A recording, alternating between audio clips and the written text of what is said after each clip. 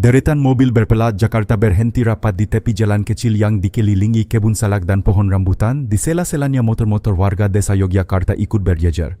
Semua mata tertuju ke satu arah Padepokan Anugera, sebuah bangunan ibadah yang berdiri anggun di tengah rimbunnya pepohonan.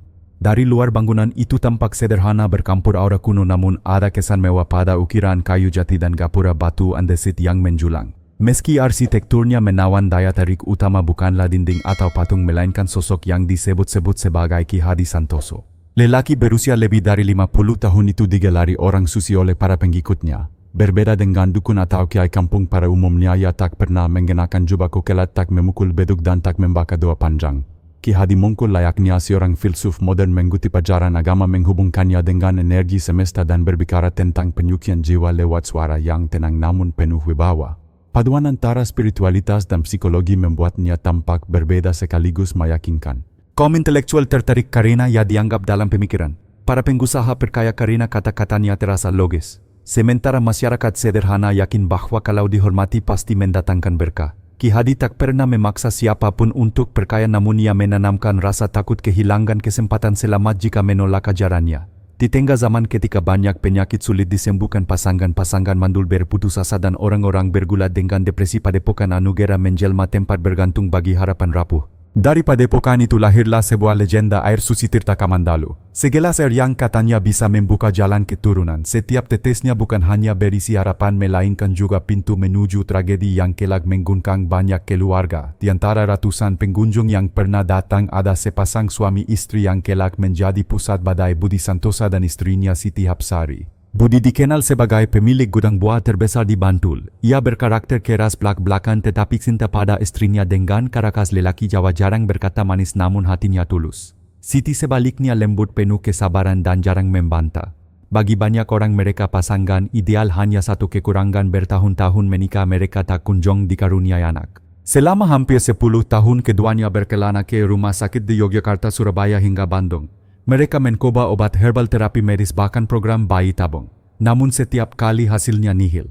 Pulang selalu dengan diam yang menyesakan. Siti semakin tertutup, Budi makin cepat marah. Di pertemuan keluarga, kukup satu kalimat kecil kapanpun yang memonggan membuat hati mereka runtuh. Siti hanya menunduk, Budi memaksa tersenyum lalu mengganti topik. Di balik keheningan rumah tumbuh jurang tak terlihat.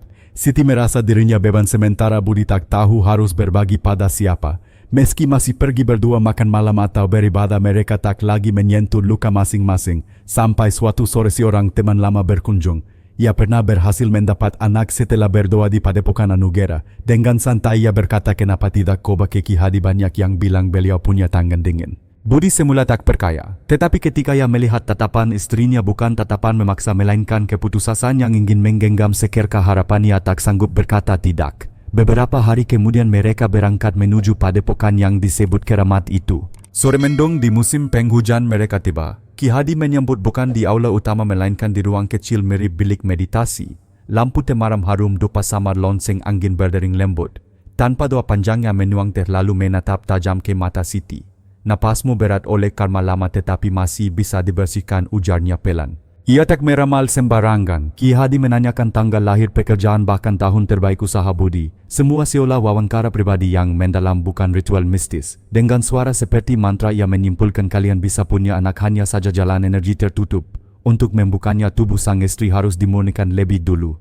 Budi terdiam, Siti menggigil, lalu Ki Hadi mengeluarkan lembaran kertas berjudul Ritual Penyucian Tirta Kamandalu. Intinya Siti harus meminum segelas air suci hasil destilasi bunga dan herbal dari gunung yang telah didoakan 49 hari.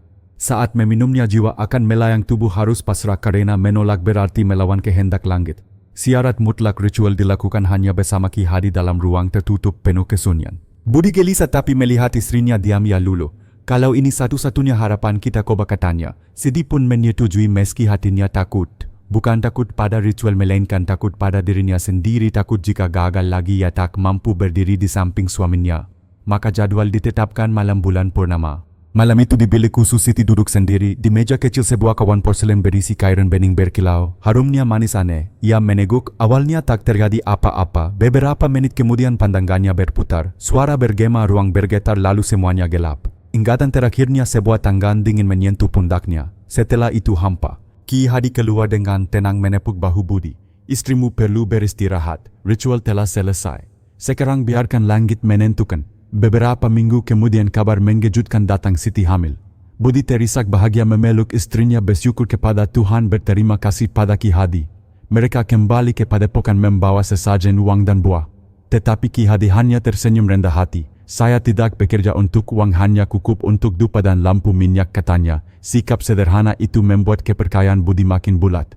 Namun di balik jubah kesalehan itu tersembunyi sesuatu yang kelam. Air Tirta Kamandalu bukanlah anugerah melainkan gerbang menuju dosa, dan malam bulan purnama itu baru awal dari tragedi yang panjang. Berita kehamilan Siti Hapsari menyebar cepat di antara keluarga dan tetangga. Semua orang mengucapkan selamat, seolah mukjizat benar-benar turun di rumah pasangan yang lama menunggu. Budi Santosa yang biasanya keras kepala dan jarang menunjukkan emosi kali ini menangis seperti anak kecil.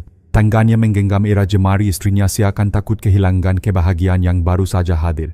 Hari-hari berikutnya berubah drastis. Rumah yang dulunya sunyi kini penuh tawa. Budi pulang lebih awal memasak sup sederhana untuk Siti, bahkan rela menunda urusan gudang buah. Ia tak peduli diajak teman karena jadi suami rumah tangga. Baginya janin di perut istrinya lebih berharga dari seluruh hasil panen. Siti pun merasakan kehidupan baru mengalir dalam dirinya. Setiap gerakan kecil di rahim bagai doa terjawab. Namun di balik senyum hatinya menyimpan satu rahasia yang tak pernah ia bagi pada siapapun. Malam ritual itu semua kenangan hilang. Ia hanya ingat cahaya redup, napas berat dan rasa lelah luar biasa. Setiap kali hendak bertanya pada suaminya atau Ki Hadi, ia urung karena takut menghancurkan kebahagiaan rapuh yang mereka miliki. Bulan demi bulan kandungan membesar. Budi semakin hati-hati menggantar Siti kontrol ke rumah sakit Yogyakarta secara rutin. Dokter mengatakan janin sehat. Mereka pulang dengan hati lega meski Siti masih dihantui keganjilan mengapa ia tak bisa mengingat jelas bagaimana ritual berlangsung. Ia mencoba meyakinkan diri itu hanya efek doa dan ramuan herbal. Tetapi jauh di dalam hati ada suara kecil yang berbisik sesuatu telah disembunyikan. Hari kelahiran pun tiba. Pagi yang cerah di sebuah rumah sakit swasta Yogyakarta, tangisan bayi menggema memenuhi ruang besalen. Seorang bayi laki-laki mungil lahir dengan berat 32 kg. Matanya terbuka lebar sejak awal, tatapannya tajam seolah ingin menembus dunia. Budi yang menunggu di luar dengan gelisah langsung jatuh berlutut ketika mendengar suara tangis itu. Air matanya tak terbendung. Akhirnya, aku jadi ayah. Bayi itu diberi nama Rizky Anugrah, bermakna karunia langit. Nama yang dipilih dengan penuh doa agar kelak membawa keberuntungan dan kemuliaan bagi keluarga. Sejak hari itu rumah Budi dan Siti bagaikan diterangi cahaya. Senyum Siti kembali mereka. Budi setiap malam pulang lebih cepat bermain dengan bayi, bahkan sering membanggakan di hadapan tetangga, anak ini emas 10 tahun aku tunggu. Momen selamatan 1 bulan digelar meriah. Keluarga besar hadir, tetangga berduyun-duyun datang. Di tengah keramaian satu tamu istimewa muncul Ki Hadi Santoso. Dengan pakaian putih sederhana ia berdiri di depan altar keluarga berdoa singkat agar Rizky tumbuh sehat, berhati mulia dan selalu dilindungi. Ia tak menyebut jasanya sedikit pun. Kerendahan hati itu membuat semua orang semakin menghormati. Budi bahkan menunduk penuh rasa syukur. Tanpa beliau aku takkan pernah merasakan jadi ayah. Tak seorang pun menyadari bahwa pria berwibawa yang berdiri di sana menyimpan rahasia kelam. Rizky bukan sekadar karunia, ia adalah benih dari sebuah kejahatan yang dibungkus doa. Waktu berjalan cepat, Rizky tumbuh menjadi anak cerdas, lengkap dan manis. Saat usia 3 tahun ia sudah mampu berbicara lancar. Matanya selalu memperhatikan detail, sorotnya tajam kadang membuat Budi merinding. Awalnya Budi menganggap itu hanya sifat bawaan.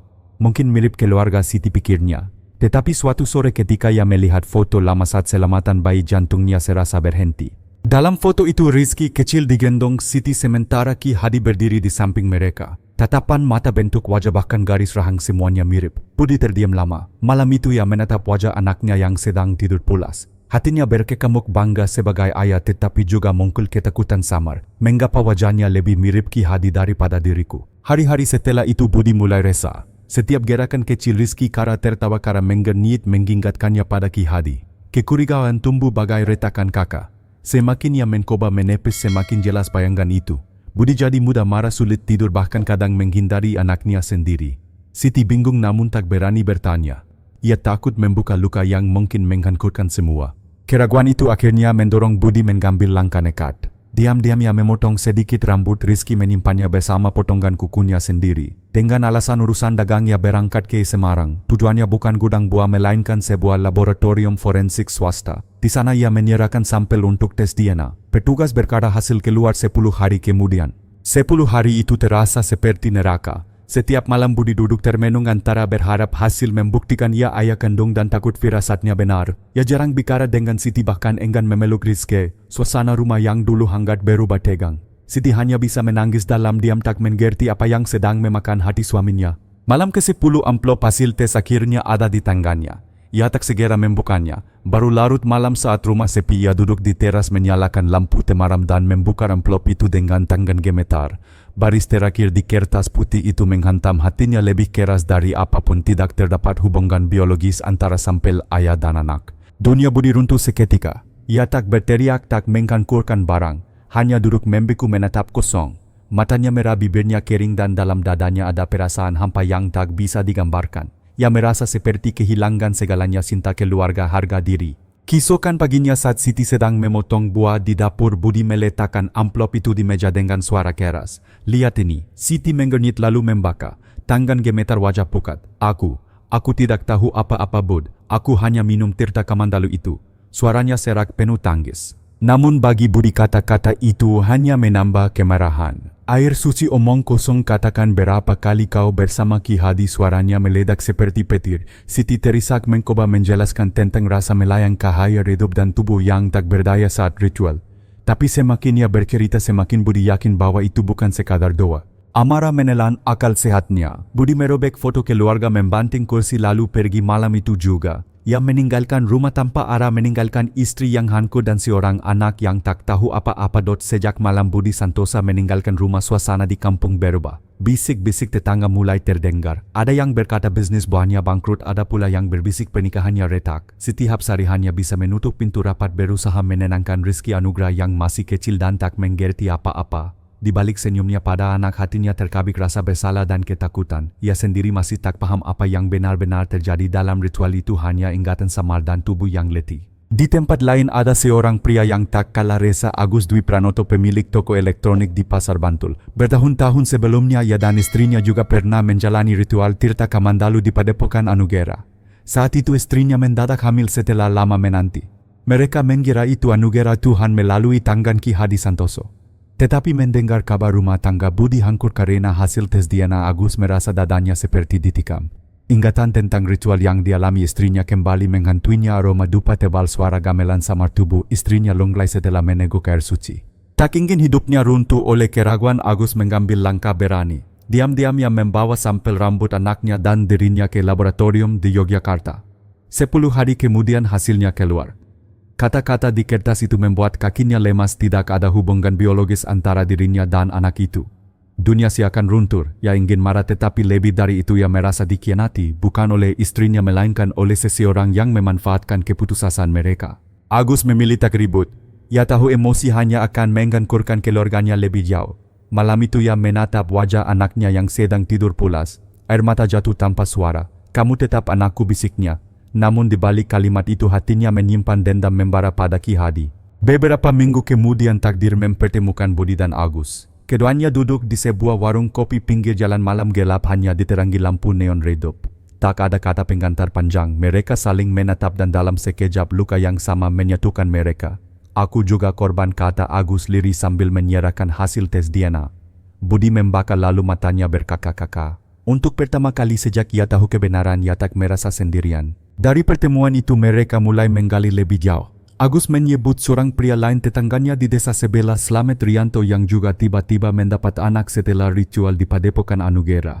Awalnya Slamet menolak ketika didatangi. Ia merasa dituduh sembarangan.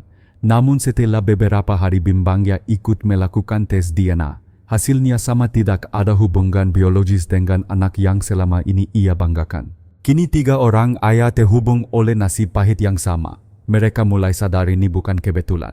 Bukan satu kasus, bukan 2, melainkan pola kejahatan yang sistematis. Ki Hadi bukan orang suci, melainkan pemangsa yang menyamar sebagai guru spiritual. Dalam diam mereka mengumpulkan semua bukti, foto-foto, catatan ritual, hasil tes DNA, hingga kesaksian istri masing-masing.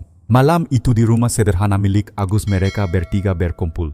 Suasana tegang, hanya suara yang kerik menemani. "Kita tidak bisa diam," kata Budi dengan suara serak. "Kalau kita biarkan akan ada lebih banyak keluarga hancur." Slamet mengangguk, wajahnya keras. Siti istri Budi memang tidak hadir, tetapi pesan dalam hati mereka sama, saatnya melawan. Mereka menyusun surat pengaduan resmi. Kata-katanya jelas, kami tidak menuntut status, tidak menuntut masa lalu kembali. Kami hanya ingin orang yang menyalahgunakan iman dan keputusasaan dihukum setimpal. Surat itu mereka tanda tangani bertiga lengkap dengan bukti. Lalu keesokan harinya mereka berangkat ke kantor polisi daerah.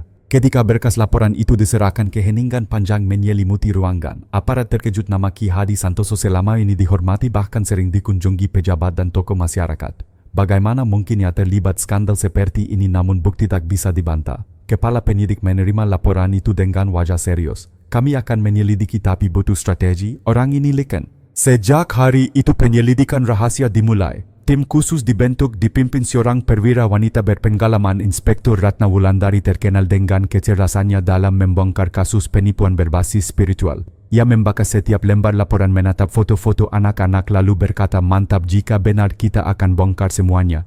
Tapi kita harus tangkap basah. Sementara itu di Padepokan Anugera, Ki Hadi masih terus menjalankan ritual. Para peziarah tetap berdatangan membawa sesajen dan doa. Ia tersenyum ramah menyampaikan kata-kata lembut tentang harapan sambil dalam hati menyimpan rahasia yang semakin rapuh. Tanpa ia sadari, lingkaran kebenaran perlahan menutupnya. Malam itu Budi duduk sendirian di kamar kos kecil tempat ia menumpang. Di tangannya dua foto, satu foto Rizky Anugrah, satu lagi foto Ki Hadi. Matanya berkaka-kaka. Ia tahu anak itu tak bersalah darah siapapun yang mengalir dalam tubuhnya. Namun setiap kali melihat tatapan tajam Rizky yang menyerupai Ki Hadi, hatinya kembali terkoyak.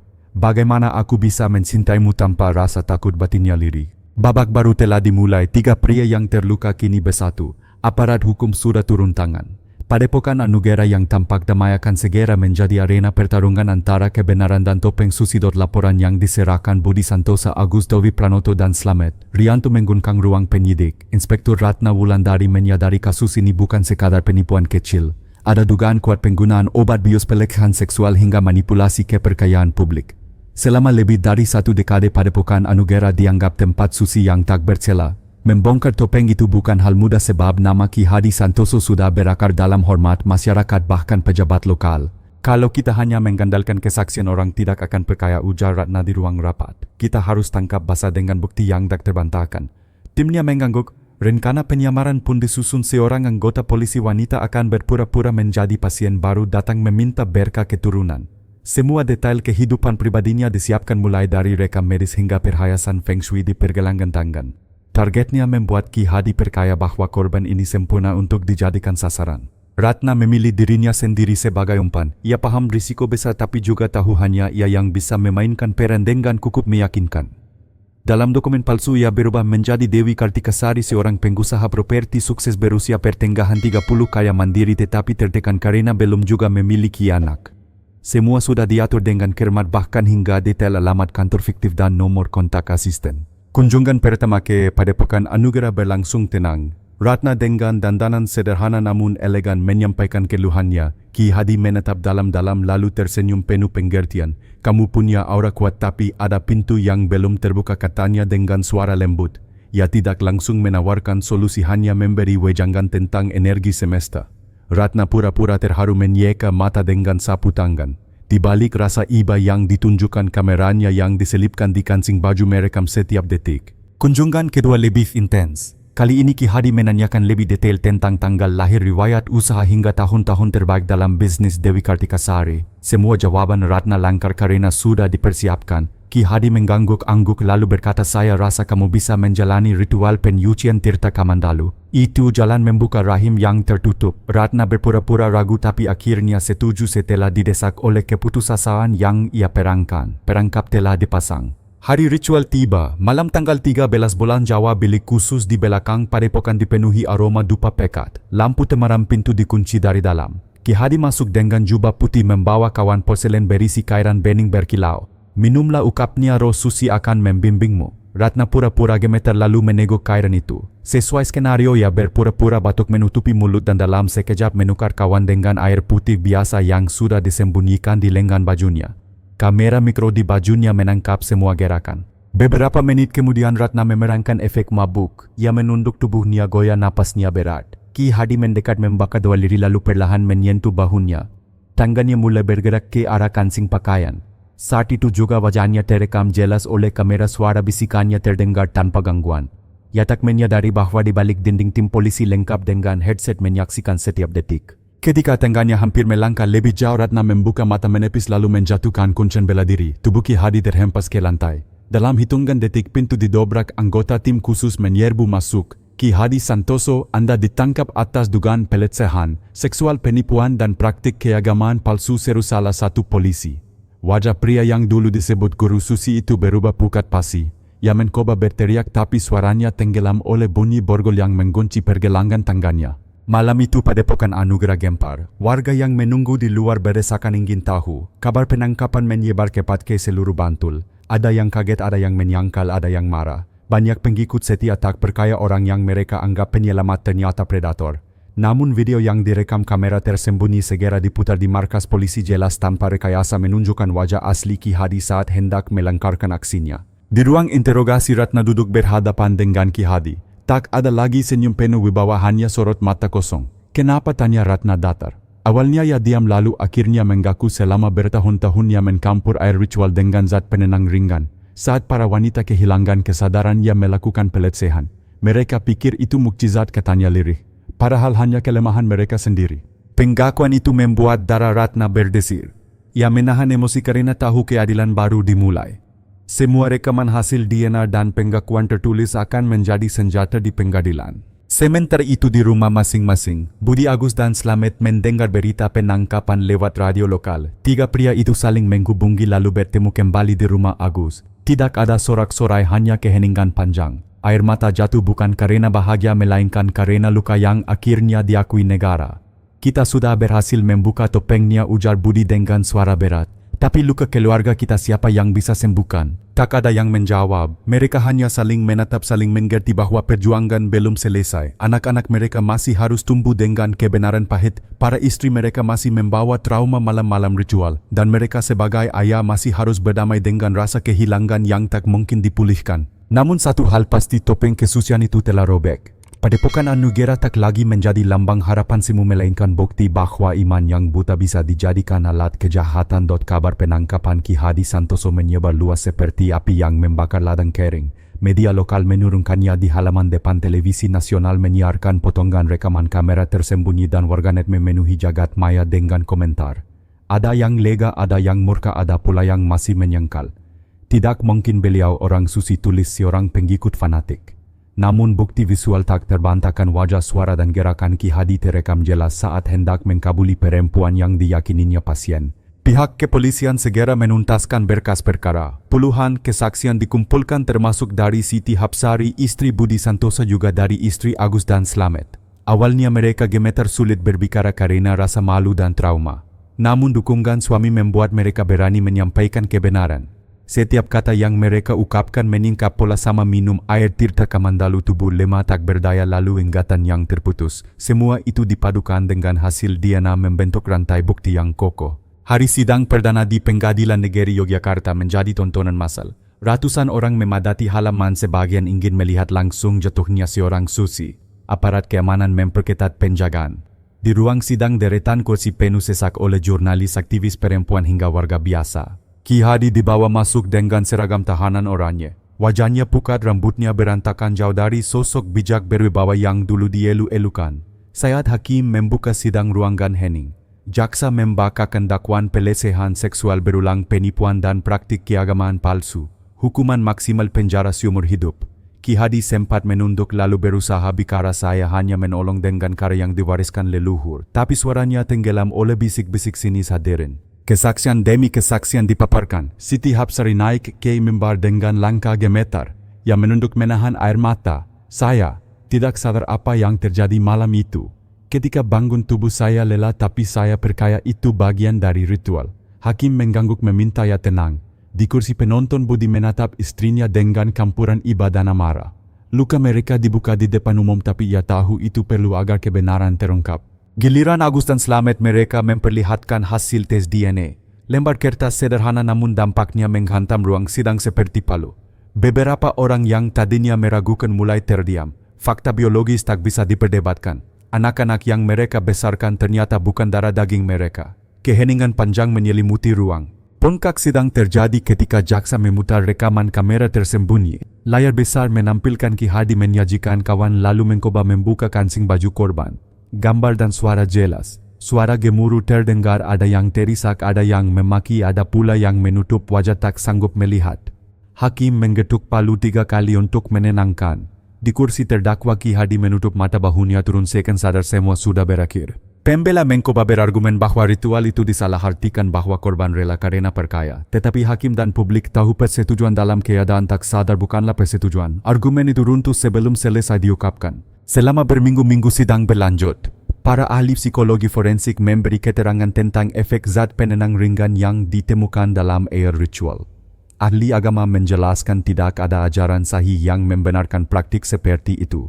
Semua mengarah pada satu kesimpulan, Ki Hadi bukan guru suci melainkan manipulator. Hari putusan tiba, ruang sidang penuh sesak. Hakim ketua membacakan amar putusan dengan suara tegas, menjatuhkan hukuman penjara seumur hidup kepada terdakwa Ki Hadi Santoso atas perbuatan pelecehan seksual berulang, penipuan dan penyalahgunaan keperkayaan masyarakat. Suara palu menggetuk dan riuh terdengar. Sebagian orang bertepuk tangan lega, sebagian lain menunduk menangis. Budi menggenggam tangan Siti. Tak ada sorak di wajahnya, hanya kesedihan dalam-dalam. Ia lega keadilan ditegakkan, tetapi hatinya tahu luka mereka tak akan sembuh. Agus menunduk selamat menghela napas berat. 3 pria itu saling menatap tanpa kata. Mereka telah berjuang, tetapi kemenangan ini terasa pahit. Setelah sidang, pemerintah daerah memutuskan menutup permanen Padepokan Anugera. Patung dan altar dibongkar, bangunan dibongkar hingga tersisa puing. Warga yang dulu rutin berziarah kini hanya melihat reruntuhan. Beginilah jadinya jika iman dibutakan, kata seorang tetua desa dengan nada getir. Namun meski gedung hancur dan pelaku di penjara, bayang-bayang tetap tinggal. Anak-anak yang lahir dari ritual itu tumbuh tanpa tahu siapa ayah biologis mereka. Para ibu menyimpan trauma yang sulit dihapus. Dan para ayah meski tetap mengasihi harus berdamai dengan kenyataan pahit bahwa darah yang mengalir bukan milik mereka. Malam itu di rumah sederhana, Budi menatap Rizky Anugrah yang tertidur. Wajah boka itu tenang, nafasnya teratur. Budi menggusap rambutnya, air mata jatuh tanpa bisa dicegah. Kamu tetap anakku, bisiknya meski hatinya masih digelayuti rasa sakit. Ia tahu perjalanan mereka baru dimulai, perjalanan menerima, melindungi dan memberi masa depan bagi anak yang lahir dari bayang-bayang. Dan di luar sana banyak keluarga lain yang memikul beban sama. Semua bermula dari satu kawan air suci yang ternyata rakun, dari satu pria yang mengenakan topeng kesucian untuk menyembunyikan dosa. Kisah ini belum benar-benar berakhir sebab luka terdalam selalu tinggal di hati manusia. Vonis seumur hidup terhadap Ki Hadi Santoso menutup lembaran panjang persidangan, tetapi bukan berarti mengakhiri penderitaan para korban. Di luar gedung pengadilan, para jurnalis bersorak dengan headline besar, "Guru suci ternyata predator." Namun bagi keluarga yang terjerat dalam tipu daya itu, luka sesungguhnya baru saja mulai terbuka. Budi Santoso kembali ke rumah setelah berbulan-bulan meninggalkan istri dan anak. Siti Hapsari menyambut dengan hati-hati, takut luka lama meledak lagi. Rizky Anugrah berlari kecil memeluk ayahnya polos, tak tahu badai yang telah merobek keluarganya. Budi membalas pelukan itu, tapi di matanya ada campuran sayang dan getir. Ia sadar kasihnya kepada Rizky nyata, tetapi bayangan Ki Hadi tetap menghantui setiap tatapan. Malam-malam di rumah kembali sunyi. Siti berusaha menghangatkan suasana, menyiapkan makanan kesukaan Budi, mengajak bicara. Namun Budi sering terdiam larut dalam pikiran sendiri. Kadang ia menatap anaknya, lama akan mencari alasan untuk tetap bertahan. Rasa cinta dan rasa sakit berperang di dadanya. Ia tahu Rizky tak bersalah, tapi kenyataan biologis tak bisa dihapus. Bagaimana aku bisa benar-benar menjadi ayah, batinnya bertanya. Sementara itu, Agus Dwi Pranoto menghadapi dilema berbeda. Ia memilih tidak mengungkap hasil tes DNA kepada istrinya demi menjaga rumah tangga tetap utuh. Baginya kebenaran pahit itu cukup ia tanggung sendiri. Setiap kali menatap anak lelakinya, ia merasakan sayatan di hati. Namun ia menutupinya dengan senyum, berusaha meyakinkan diri bahwa ayah sejati bukan soal darah melainkan soal kasih.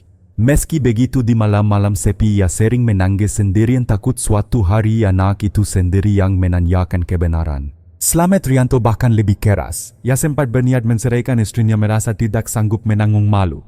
Tetapi setelah melihat ketegaran dua rekannya, yang mengurungkan niat. Kalau aku pergi, anak ini akan hancur, pikirnya. Meski demikian, sikapnya kepada istrinya berubah dingin. Rumah mereka sering dihantui pertengkaran kecil, meski di hadapan anak ia berusaha tetap tegar.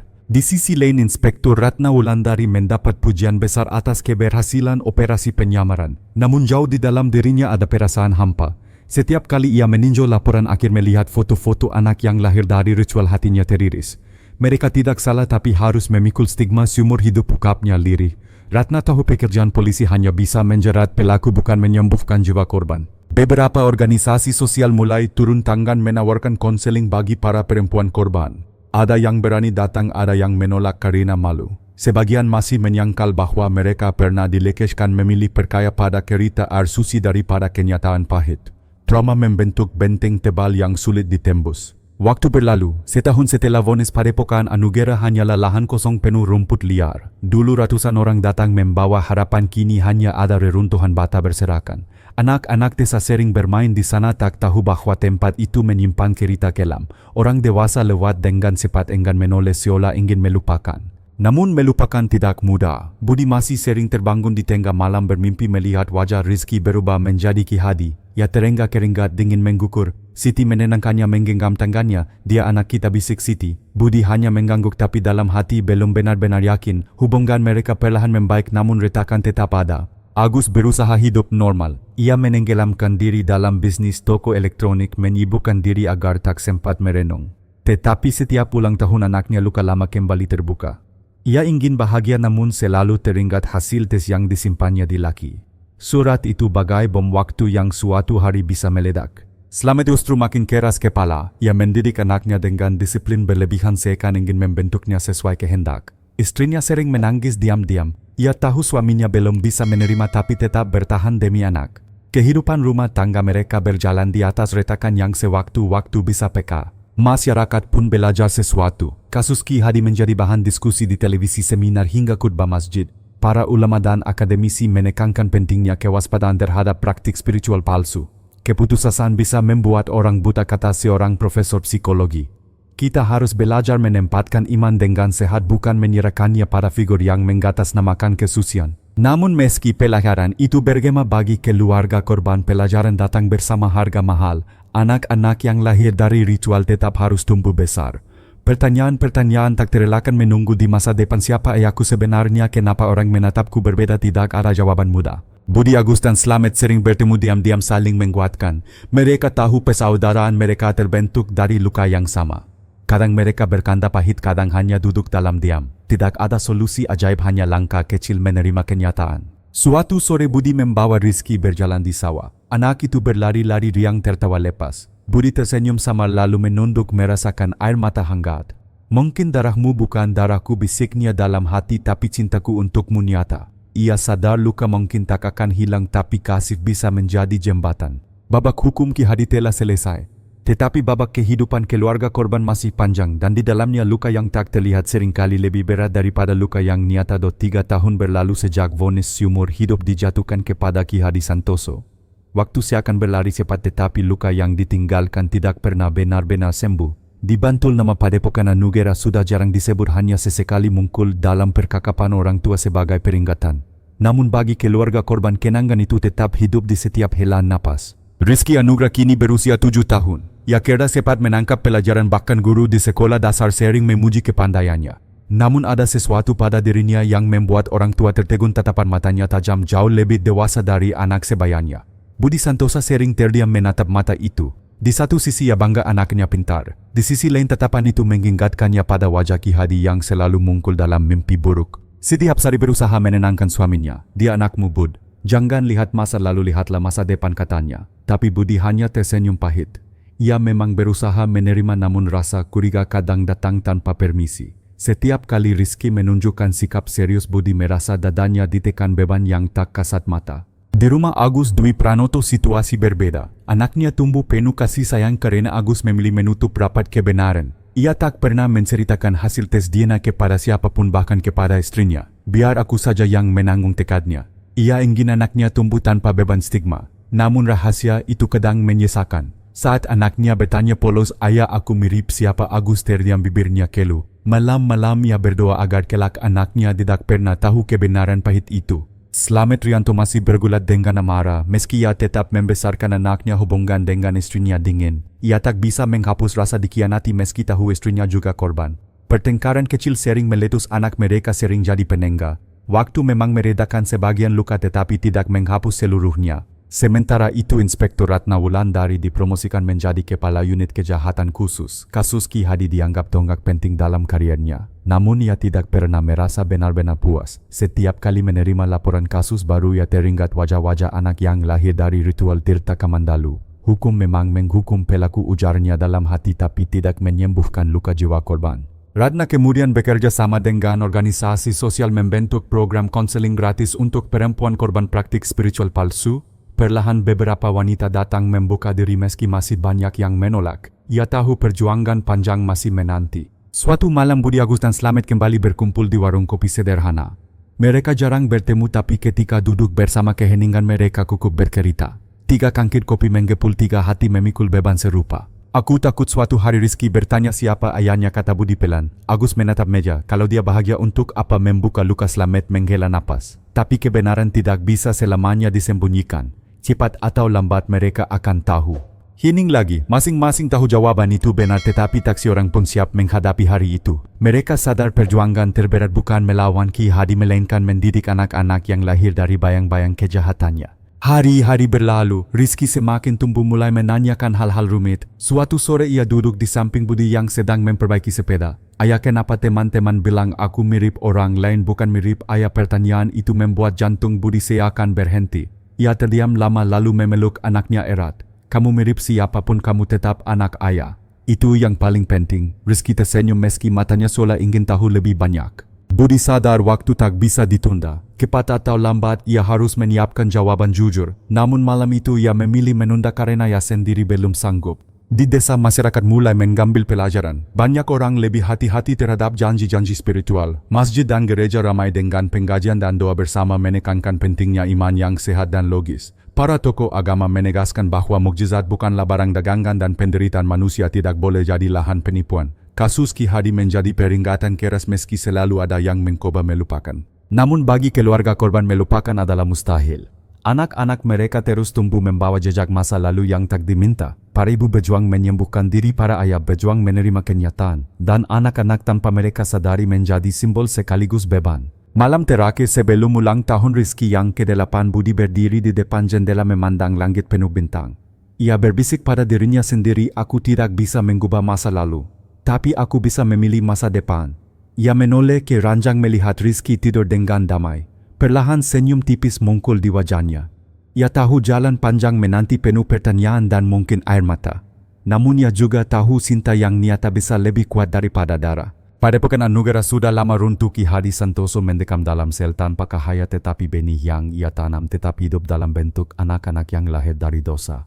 Pertanyaan besar menggantung, akankah mereka tumbuh dengan stigma ataukah mampu membalik luka menjadi kekuatan? Jawabannya hanya bisa ditentukan waktu.